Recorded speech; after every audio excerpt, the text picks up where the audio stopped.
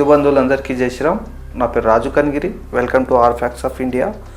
మొన్న సీఎం రేవంత్ రెడ్డి గారు మాట్లాడుతూ ఏమన్నాడంటే, ఎవరైనా ట్రాఫిక్ చాలన్లు కట్టకపోతే ముక్కు వెండి తీసుకోవాలి అన్నట్లు మాట్లాడారనమాట.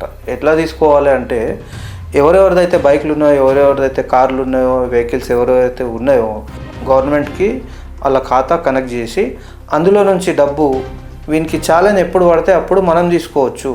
వాడు కట్టుడు అవసరం లేదు.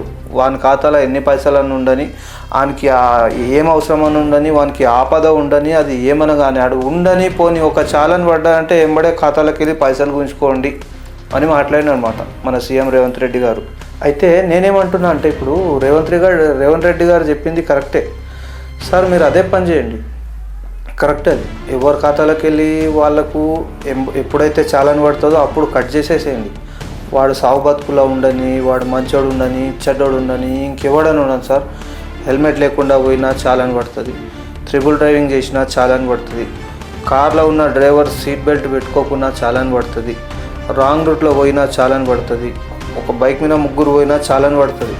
మీకు పైసలు వస్తాయి సార్, దబాయించి పైసలు వస్తాయి. గవర్నమెంట్ ఎట్లా డెవలప్ అవుతారంటే మస్తు డెవలప్ అయిపోతుంది సార్.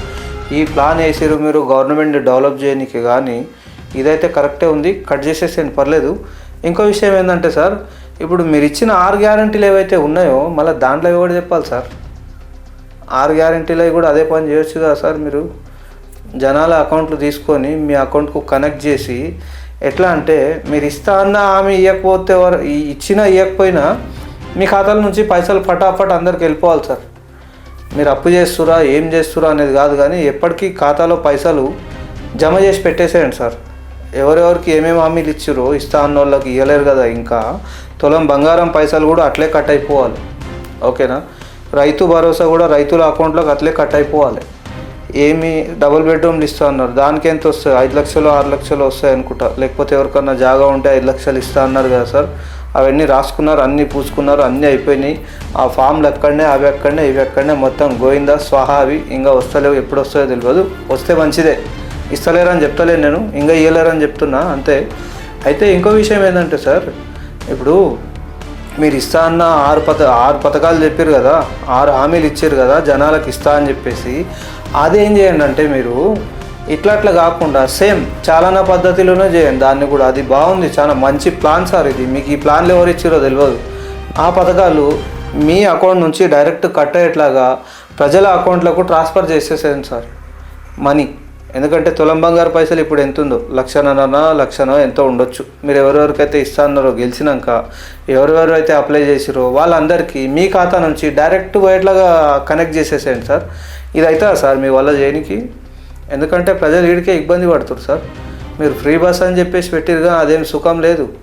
ఎప్పుడు చూసినా జడలు పట్టుకొని కొట్టుకుంటారు, లేకపోతే డ్రైవర్లను కొడుతురు, లేకపోతే కండక్టర్లను కొడుతురు, లేకపోతే ఒక కండక్టర్ పిచ్చినా కొడుకుంటే వాడే లేడీస్ని కొట్టుకుంటాడు. నానా బండ బూతులు తిడుతురు, లంజలు గుండలు గిండలు అని చెప్పేసి నేను చెప్పరాదు, కానీ అది అయిందని చెప్తున్నాను సార్. మన తెలంగాణలో ఏమేమి అవుతుందంటే సార్, మీరు వచ్చినాక, కాంగ్రెస్ ప్రభుత్వం వచ్చినాక మ్యాక్సిమం 20 నుంచి 30 టెంపుల్లలో దాడులు జరిగినాయి సార్. మళ్ళీ దీని మీద ఒక్కరు కూడా సీరియస్ యాక్షన్ తీసుకోరు సార్. ఎందుకు సార్? హిందువులు అంటే అంత చులకనా సార్ మీకు? హిందువులు ఓట్లు వేయలేరా? హిందువుల ఇళ్ళకి వచ్చి మీరు అడగలేరా సార్? మీ వాళ్ళు అయితే వచ్చి పిల్లల గుద్దలు కూడా కరిగిపోయారు సార్, ముడ్డీలు కడిగిపోయారు. మాకు ఓటు వేయండి అమ్మా, ఓటు వేస్తే మేము తులం బంగారం ఇస్తాం, ఇంకా రైతులు ఉంటే రైతులకు హామీలు ఇచ్చారు, రైతు భరోసా ఇస్తాం, అది ఇస్తాం, ఇది ఇస్తాం అని చెప్పేసి, ఇండ్లు లేని వాళ్ళకి ఇండ్లు ఇస్తా అని చెప్పారు. మళ్ళీ ఇంకా 6 పథకాలలో ఇంకేమున్నాయని, ఏమి ఇచ్చిరని, అప్పులు చేసిరు కానీ ఏం చేసిరు, దాని లెక్కలే లేవా సార్? ఎవరికి ఇవ్వాలి, ఎవరు చెప్పాలి లెక్కలు దీనిలో? అవి మీరేమో ఇట్లా ఉడాయించుకుంటురు, జనాలను పరిశాన్ చేస్తురు, హిందువుల గుళ్ళని కూలగొట్టాలని అనుకుంటురా, ఏం చేస్తురా తెలియదు. మీరు మొన్న ఇంకో మీటింగ్లో ఇంకో మాట, కాంగ్రెస్ కా మతలబ్ ముస్లిం, ముస్లిం కా మతలబ్ కాంగ్రెస్ అని చెప్పారు కదా సార్. ఇంకా ఈ కాంగ్రెస్ కా మతలబ్ ముస్లిం అనగానే, ముస్లిం కా మతలబ్ కాంగ్రెస్ అనగానే ఈ కొంతమంది జిహాదిగాళ్ళంతా ఏం చేస్తురంటే గుళ్ళ మీదకు ఎగబడ్డారు సార్. మా హిందువుల గుళ్ళు నాశనం చేసేసేయాలి. ఎందుకంటే రేవంత్ రెడ్డి గారు ఆల్రెడీ చెప్పేసిరు, ఫుల్ పవర్ ఇచ్చేసిరు మాకు. ఇప్పుడు ఎవరేం వీకలేరు, ఎవడేం చేయలేడు అనుకున్నారో ఏమో తెలియదు. కొంతమంది జిహాదిగాళ్ళు ఏం చేస్తారంటే గుళ్ళు కూలగొట్టాలి, అమ్మవారి విగ్రహాలు కానీ ఏ దేవుళ్ళ విగ్రహాలు కానీ పడగొట్టేసేయాలి, ఇలా గుళ్ళు లేకుండా నాశనం చేసేసేయాలి అని చెప్పేసి వాళ్ళు కొన్ని జిహాదీ ప్లానింగ్లు వేసుకుంటారు.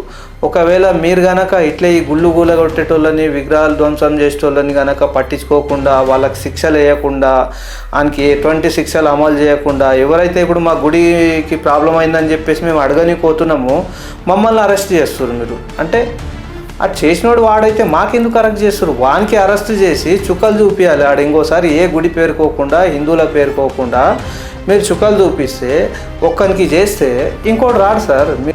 ఒక యాక్షన్ తీసుకోండి మీరు ఎవరే కానీ. ఇప్పుడు అయింది ఇంకోసారి కనుక అయితే ఉరి శిక్ష వేసేస్తాం డైరెక్ట్, లేకపోతే ఎన్కౌంటర్ చేసేస్తాం అని చెప్పేసి ఇటువంటి శిక్షలు అమలు చేయండి. అది మీ వల్ల కాదు. హిందువుల కొంపలు పోతే ఏంది, గుళ్ళు పోతే ఏంది, ఉంటే ఏంది, మీకేం సంబంధం లేదు. మీరైతే డైరెక్ట్ చెప్పేసిరు ముస్లింలకు, కాంగ్రెస్ కా మతలబ్ ముస్లిం కా మతలబ్ కాంగ్రెస్ అని చెప్పేసిరు. అందుకని చెప్పేసి వాళ్ళు ఏం చేస్తారు, వాళ్ళ పని వాళ్ళు చేస్తారు, ఇంకా మీ పని మీరు చేస్తారు. ఎందుకంటే మీరు ఈ అసదుద్దీన్ గారికి వాళ్ళ తమ్మునికి కానీ భయపడి ఇట్లా ఇవన్నీ చేస్తారో ఏమో తెలియదు. పురాణపూల్ టెంపుల్లో కూడా అట్లయింది. మన శివాజీ మహారాజ్ దర్వాజాల అమ్మవారి టెంపుల్ ఉండే పురాతన కాలంది, ఆ టెంపుల్లో కూడా అట్లే చేసిరు. చేసినా కూడా మీరు ఏం యాక్షన్ తీసుకోలే. ఏం యాక్షన్ తీసుకురంటే మీరు తీసుకున్న యాక్షన్ ఏంటంటే ఆడ పోలీసులకు మొత్తం బందోబస్తు పెట్టేసి ఎవరెవరైతే ధర్నాకు కూర్చోరో వాళ్ళని అరెస్ట్ చేయండి, వాళ్ళని లోపలేయండి. ఇదే చేశారు తప్ప ఆడెవడైతే వచ్చి మా అమ్మవారి విగ్రహాన్ని ధ్వంసం చేసిండో వానికి మాత్రం చేయంటలేరు, వాడిని పట్టుకోలేరు కూడా అనుకుంటా నేను. పట్టుకున్నా కూడా అన్ని లోపల కూర్చోబెట్టి 3 పూటలు మేపి బాగా ఆరాం బండ పెడుతురేమో అని డౌట్ నాకు. ఎందుకంటే మీరు చేసే పనులు అట్లా అనిపిస్తున్నాయి సార్. జై శ్రీరామ్.